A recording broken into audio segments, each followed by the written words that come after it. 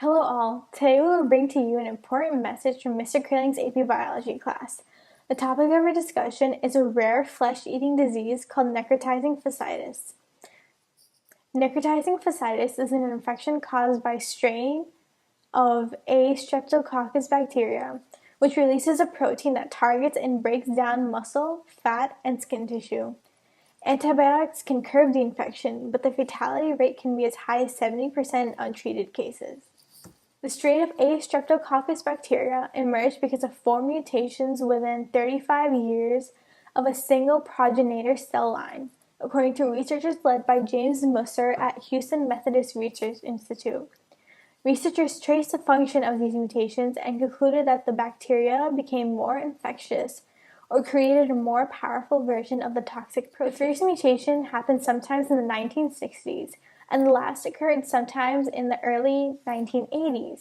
Soon after, necrotizing fasciitis transformed into an epidemic disease. Necrotizing fasciitis is very rare but serious.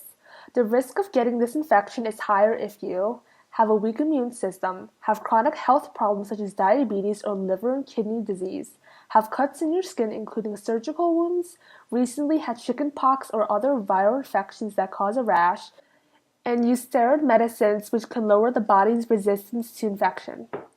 Symptoms often start right after injury, and symptoms may include skin that is red, swollen, and hot to the touch, nausea and vomiting, diarrhea, and fever and chills. The infection may spread rapidly and quickly, become life-threatening. Necrotizing fasciitis can result in damage to tissues and shock, as well as organ failure or even death. The doctor will diagnose your infection based on how suddenly your symptoms started and how quickly the infection spreads.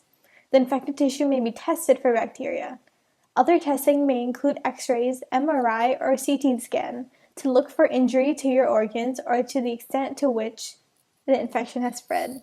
Here are pictures of strains of A. streptococcus bacteria as well as pictures of patients affected by necrotizing fasciitis. Early treatment of necrotizing fasciitis is critical. The sooner treatment begins, the more likely you will recover from the infection and avoid serious complications such as limb amputation or death. Treatment may include surgery that removes infected tissue and fluids to stop the spread of infection, medicines such as antibiotics. These kill the bacteria causing the infection. Antibiotics may include piperacillin, tazobactam, vancomycin, and clindamycin. Cultures are taken to determine appropriate antibiotic coverage. Procedures to treat complications such as shock, breathing problems, and organ failure may also be part of a treatment. And this concludes our message from Mr. Kraling's AP Biology class. And remember everyone, prevention is key.